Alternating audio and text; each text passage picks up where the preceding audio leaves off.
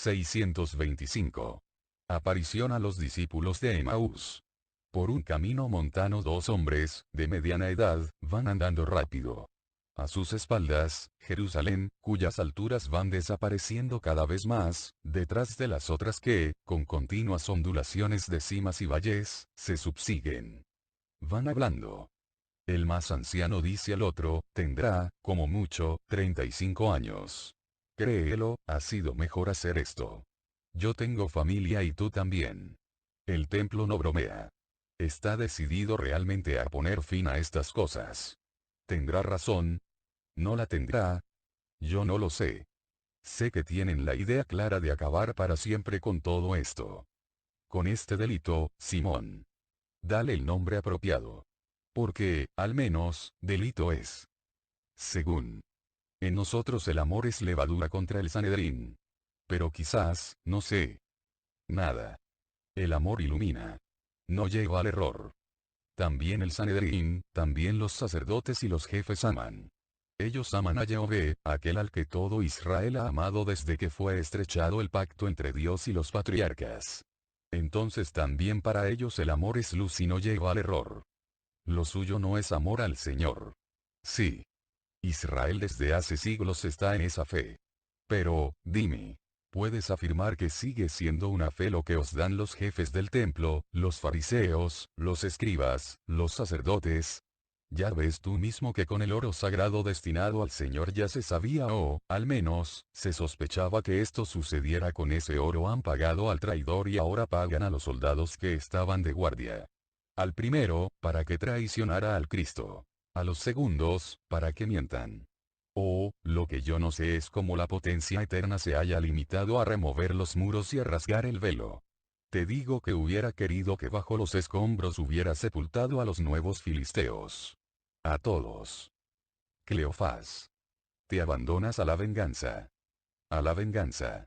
Porque, supongamos que él fuera solo un profeta, ¿es lícito matar a un inocente? Porque era inocente. ¿Le has visto alguna vez cometer tan siquiera uno de los delitos de que lo acusaron para matarlo? No. Ninguno. Pero sí cometió un error. ¿Cuál, Simón?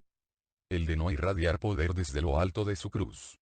Para confirmar nuestra fe y para castigo de los incrédulos sacrílegos. Hubiera debido aceptar el desafío y bajar de la cruz. Ha hecho más todavía, ha resucitado. ¿Será verdad? ¿Resucitado, cómo? ¿Con el espíritu solamente o con el espíritu y la carne? El espíritu es eterno. No necesita resucitar. Exclama Cleofás, eso también lo sé yo. Lo que quería decir es que si ha resucitado solo con su naturaleza de Dios, superior a cualquier acechanza humana. Porque en estos días el hombre ha atentado contra su espíritu con el terror. ¿Has oído lo que ha dicho Marcos? Como, en el Getsemaní, donde Jesús iba a orar apoyado en una piedra, está todo lleno de sangre. Y Juan, que ha hablado con Marcos, le ha dicho, no dejes que pisen este lugar, porque es sangre sudada por el hombre Dios.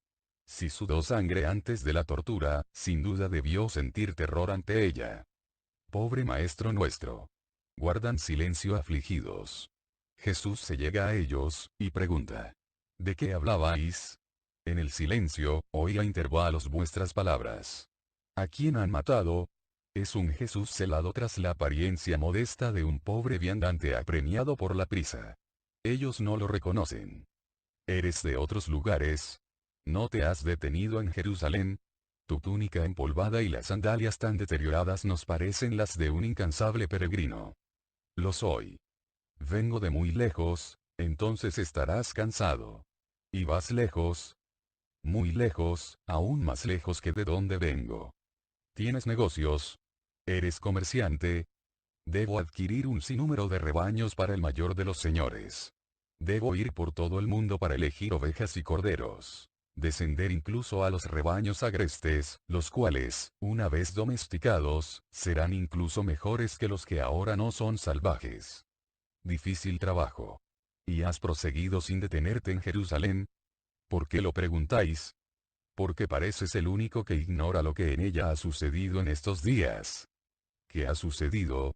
Vienes de lejos y por eso quizás no lo sabes. Sin embargo, tu acento es Galileo. Por tanto, aunque estés a las órdenes de un rey extranjero o seas hijo de Galileos expatriados, sabrás, si eres circunciso, que hacía 3 años que en nuestra patria había surgido un gran profeta de nombre Jesús de Nazaret, poderoso en obras y palabras ante Dios y ante los hombres, que predicaba por toda la nación. Y decía que era el Mesías. Las suyas eran realmente palabras y obras de Hijo de Dios, que es lo que decía ser. Pero solo de Hijo de Dios. Todo cielo, ahora sabes por qué, pero, ¿eres circunciso? Soy primogénito y estoy consagrado al Señor. Entonces conoces nuestra religión. Ni una sílaba de ella ignoro.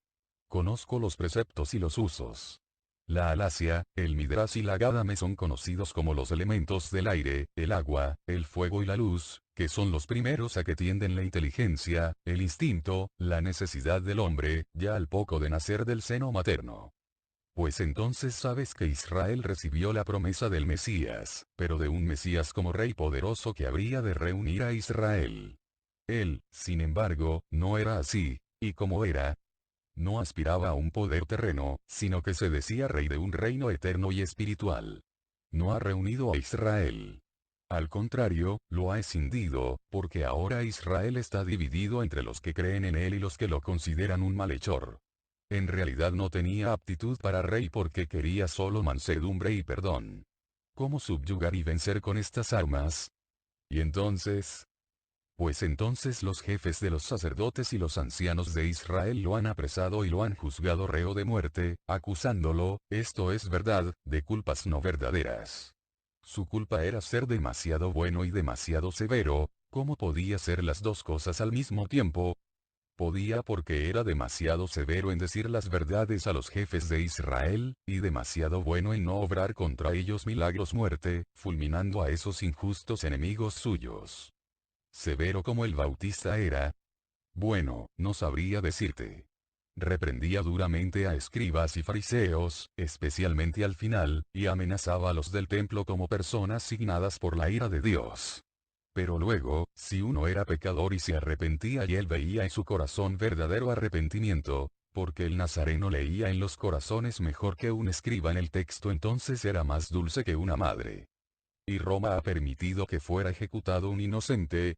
Lo condenó Pilatos, pero no quería, y lo llamaba justo. Pero le amenazaron con denunciarlo ante César, y tuvo miedo. En definitiva, fue condenado a la cruz y en ella murió. Y esto, junto con el temor a los miembros del Sanedrín, nos ha deprimido mucho. Porque yo soy Clofé, hijo de Clofé, y este es Simón, ambos de Emaús y parientes, porque yo soy el marido de su primera hija, y éramos discípulos del profeta. Y ahora ya no lo sois. Esperábamos que fuera él el que liberaría a Israel, y también que con un prodigio confirmara sus palabras. Pero, ¿qué palabras había dicho? Te lo hemos dicho. He venido al reino de David. Soy el rey pacífico y así otras cosas. Decía, venid al reino, pero luego no nos dio el reino. Decía, al tercer día resucitaré. Hoy es el tercer día después de su muerte. Es más, ya se ha cumplido, porque ya ha pasado la hora novena, y no ha resucitado. Algunas mujeres y algunos soldados que estaban de guardia dicen que sí, que ha resucitado. Pero nosotros no lo hemos visto. Ahora los soldados dicen que han dicho eso para justificar el robo del cadáver llevado a cabo por los discípulos del Nazareno. Pero, los discípulos. Todos nosotros lo hemos abandonado por miedo mientras vivía. Está claro que ahora que ha muerto no hemos robado su cuerpo. ¿Y las mujeres, quién cree en ellas? Nosotros íbamos hablando de esto. Y queríamos saber si él se refería a resucitar solo con el espíritu de nuevo divino, o si también con la carne. Las mujeres dicen que los ángeles, porque dicen que han visto ángeles después del terremoto, y puede ser, porque ya el viernes aparecieron los justos fuera de los sepulcros. Dicen que los ángeles dijeron que él estaba como uno que no hubiera muerto nunca. Y, en efecto, así les pareció verlo a las mujeres. Pero dos de nosotros, dos jefes, fueron al sepulcro, y, si bien lo han visto vacío, como las mujeres han dicho, a él no lo han visto, ni allí ni en otro lugar. Y sentimos una gran desolación porque ya no sabemos qué pensar. qué necios y duros sois para comprender. Qué lentos para creer en las palabras de los profetas. ¿Acaso no estaba dicho esto? El error de Israel está en haber interpretado mal la realeza de Cristo. Por esto no han creído en él, por esto le temieron, por esto ahora vosotros dudáis. Arriba, abajo, en el templo y en las aldeas, en todas partes, se pensaba en un rey según la humana naturaleza. La reconstrucción del reino de Israel, en el pensamiento de Dios, no estaba limitada ni en el tiempo ni en el espacio ni en cuanto al medio, como lo estaba en vosotros. No en el tiempo. Ninguna realeza, ni siquiera la más poderosa, es eterna. Tened presente a los poderosos faraones que oprimieron a los hebreos en tiempos de Moisés. Cuántas dinastías acabadas, y de ellas no quedan sino momias sin alma en el fondo de hipogeos ocultos. Y queda un recuerdo, si es que queda, de su poder de una hora, menos de una hora, si medimos sus siglos en relación al tiempo eterno. Este reino es eterno. En el espacio. Estaba escrito. Reino de Israel. Porque de Israel ha venido el tronco de la raza humana. Porque en Israel está, voy a decirlo así, la semilla de Dios. Y, por tanto, diciendo Israel, se quería decir, el reino de los creados por Dios. Pero la realeza del rey Mesías no está limitada al pequeño espacio de Palestina, sino que se extiende de septentrión a meridión, de oriente a occidente, allá donde haya un ser que en la carne tenga un espíritu, o sea, allá donde haya un hombre. ¿Cómo habría podido uno solo centrar en sí a todos los pueblos enemigos entre sí y hacer de todos ellos un único reino sin hacer correr a ríos la sangre y sin tener a todos subyugados con crueles opresiones de soldados? ¿Cómo, entonces, hubiera podido ser el rey pacífico de que hablan los profetas? En cuanto al medio. El medio humano, lo he dicho, es la opresión. El medio sobrehumano es el amor. El primero es siempre limitado, porque los pueblos verdaderamente se alzan contra el opresor. El segundo es ilimitado porque el amor es amado, o vejado si no es amado. Pero, siendo una cosa espiritual, no puede nunca ser agredido directamente. Y Dios, el infinito, quiere medios que sean como Él. Quiere aquello que no es finito porque es eterno. El espíritu. Lo que es del espíritu. Lo que lleva al espíritu. El error ha sido el haber concebido en la mente una idea mesiánica equivocada en cuanto a los medios y en cuanto a la forma. ¿Cuál es la realeza más alta? La de Dios. ¿No es verdad? Ahora bien, así es llamado y esto es el Mesías, el admirable, el Immanuel, el santo, el germen sublime, el fuerte, el Padre del siglo futuro, el príncipe de la paz, el que es Dios como aquel de quien viene no tendrá una realeza semejante a la de aquel que lo engendró. Sí, la tendrá. Una realeza del todo espiritual y del todo eterna, invulnerable a robos y a sangre, una realeza que no conoce traiciones ni vejaciones. Su regiedumbre. Esa que la bondad eterna concede también a los pobres seres humanos, para dar honor y gozo a su verbo. Pero no dijo, ¿acaso, David que este rey poderoso tiene bajo sus pies todo como escabel? ¿No narra Isaías toda su pasión? ¿No numera David, se podría decir incluso las torturas? Y no está escrito que Él es el Salvador y Redentor, que con su holocausto salvará al hombre pecador. Y no está precisado, y Jonás es signo de ello, que durante 3 días iba a ser deglutido por el vientre insaciable de la tierra, y que luego sería expelido como el profeta por la ballena. Y no dijo él. El templo mío, o sea, mi cuerpo, al tercer día después de haber sido destruido, será reconstruido por mí, o sea, por Dios. ¿Y qué pensabais, que por magia él iba a poner de nuevo en pie los muros del templo? No. No los muros. Él mismo. Y solo Dios podía resucitarse a sí mismo. Él ha reedificado el templo verdadero. Su cuerpo de cordero. Inmolado, como fue la orden y la profecía que recibió Moisés para preparar el paso de la muerte a la vida, de la esclavitud a la libertad, de los hombres hijos de Dios y esclavos de Satanás. ¿Cómo ha resucitado? Os preguntáis. Respondo. Ha resucitado con su verdadera carne, con su divino espíritu dentro de ella, de la misma forma que en toda carne mortal está el alma morando regiamente en el corazón. Así ha resucitado, después de haber padecido todo para expiar todo y hacer reparación de la ofensa primigenia y de las infinitas que cada día lleva a cabo la humanidad. Ha resucitado como estaba dicho bajo el velo de las profecías. venido en su tiempo, os recuerdo a Daniel, en su tiempo fue inmolado. Y, oíd y recordad, en el tiempo predicho después de su muerte, la ciudad de Isida será destruida. Os aconsejo que leáis con el alma, no con la mente soberbia, a los profetas, desde el principio del libro hasta las palabras del verbo inmolado. Recordad al precursor que lo señalaba como cordero. Traed a vuestra memoria cuál fue el destino del simbólico cordero mosaico. Por esa sangre fueron salvados los primogénitos de Israel. Por esta sangre serán salvados los primogénitos de Dios, o sea, aquellos que con la buena voluntad se hayan consagrado al Señor.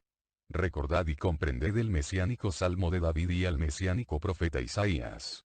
Recordad a Daniel, traed a vuestra memoria, pero alzando esta del fango hacia el azul celeste, todas las palabras sobre la realeza del Santo de Dios, y comprended que otra señal más exacta no se os podía dar. Más fuerte que esta victoria sobre la muerte, que esta resurrección obrada por sí mismo. Recordad que castigar desde lo alto de la cruz a quienes en ella lo habían puesto hubiera sido disconforme a su misericordia y a su misión. Todavía él era el Salvador, a pesar de ser el crucificado escarnecido y clavado a un patíbulo. Crucificados los miembros, pero libre la voluntad y el espíritu. Y con la voluntad y el espíritu quiso seguir esperando, para dar a los pecadores tiempo para creer y para invocar, no con grito blasfemo, sino con gemido de contrición su sangre. Ahora ha resucitado. Todo ha cumplido. Glorioso era antes de su encarnación. 3 veces glorioso lo es ahora, que, después de haberse anonadado durante tantos años en una carne, se ha inmolado a sí mismo, llevando la obediencia hasta la perfección de saber morir en la cruz para cumplir la voluntad de Dios. Gloriosísimo, en unidad con la carne glorificada, ahora que sube al cielo y entra en la gloria eterna, dando comienzo al reino que Israel no ha comprendido. A ese reino él, con más instancia que nunca, con el amor y la autoridad de que está lleno, llama a las tribus del mundo. Todos, como vieron y previeron los justos de Israel y los profetas, todos los pueblos verán al Salvador. Y no habrá ya judíos o romanos, escitas o africanos, íberos o celtas, egipcios o frigios. El territorio del otro lado del Éufrates se unirá a las fuentes del río Perene. Los habitantes de las regiones hiperbóreas al lado de los númidas irán a su reino, y caerán razas e idiomas. No tendrán ya cabida ni las costumbres ni el color de la piel o los cabellos. Antes bien, habrá un pueblo inmenso, fúlgido y cándido, y un solo lenguaje y un solo amor. Será el reino de Dios. El reino de los cielos. Monarca eterno. El inmolado resucitado. Súbditos eternos. Los creyentes en su fe. Aceptad creer, hará pertenecer a él. Ahí está Emaús, amigos. Yo voy más lejos. No se le concede un alto en el camino al viandante que tanto camino ha de recorrer. Señor. Tienes más instrucción que un rabí. Si él no hubiera muerto, diríamos que nos ha hablado. Quisiéramos seguir oyéndote hablar de otras y más extensas verdades. Porque ahora, nosotros, que somos ovejas sin pastor, desconcertadas con la tempestad del odio de Israel, ya no sabemos comprender las palabras del libro. ¿Quieres que vayamos contigo? Fíjate, nos seguirías instruyendo, cumpliendo así la obra del Maestro que nos ha sido arrebatado. Tanto tiempo lo habéis tenido y no os ha podido hacer completos. ¿No es esta una sinagoga? Sí. Yo soy Cleofás, hijo de Cleofás el arquisinagogo, muerto en su alegría de haber conocido al Mesías. Y todavía no has alcanzado una fe sin ofuscaciones. Pero no es culpa vuestra. Todavía, después de la sangre, falta el fuego. Y luego creeréis, porque comprenderéis. Adiós. Oh, Señor, ya se viene la tarde y el sol se comba hacia su ocaso. Estás cansado y sediento. Entra. Quédate con nosotros. Y nos hablas de Dios mientras compartimos el pan y la sal. Jesús entra y con la habitual hospitalidad hebraica le sirven bebidas y agua para los pies cansados. Luego se sientan a la mesa y los dos le ruegan que ofrezca por ellos el alimento. Jesús se levanta, teniendo el pan en las palmas. Alzando los ojos al cielo rojo del atardecer, da gracias por el alimento. Se sienta. Parte el pan y pasa un trozo a cada uno de sus dos huéspedes. Y, al hacerlo, se manifiesta en lo que él es, el resucitado. No es el fúlgido resucitado que se ha aparecido a los otros predilectos suyos. Pero es un Jesús lleno de majestad, con las llagas bien visibles en sus largas manos. Rosas rojas en el color marfil de la piel. Un Jesús bien vivo con su carne recompuesta, pero también bien divino en la majestuosidad de sus miradas y de todo su aspecto. Los dos lo reconocen y caen de rodillas, pero, cuando se atreven a levantar la cara, de él no queda más que el pan partido. Lo toman y lo besan. Cada uno toma su trozo y se lo mete, como reliquia, envuelto en un palio de lino, en el pecho. Lloran, diciendo: era él. Y no lo hemos conocido. Pero ¿no sentías tú que te ardía el corazón en el pecho mientras nos hablaba y nos hacía mención de las escrituras? Sí. Y ahora me parece verlo de nuevo, a la luz que del cielo proviene, la luz de Dios. Y veo que Él es el Salvador. Vamos. Ya no siento ni cansancio ni hambre. Vamos a decírselo a los de Jesús que están en Jerusalén. Vamos. Oh, si el anciano padre mío hubiera podido gozar de esta hora. No digas eso, hombre. Más que nosotros la ha gozado. Sin el velo que por piedad hacia nuestra debilidad carnal ha sido usado, él, el justo Clofé, ha visto con su espíritu al Hijo de Dios volver al cielo. Vamos. Vamos. Llegaremos ya en plena noche. Pero, si él lo quiere, nos proporcionará la manera de pasar. Si ha abierto las puertas de la muerte, podrá abrir las puertas de las murallas. Vamos. Y, en el ocaso del todo purpúreo, caminan con paso veloz hacia Jerusalén.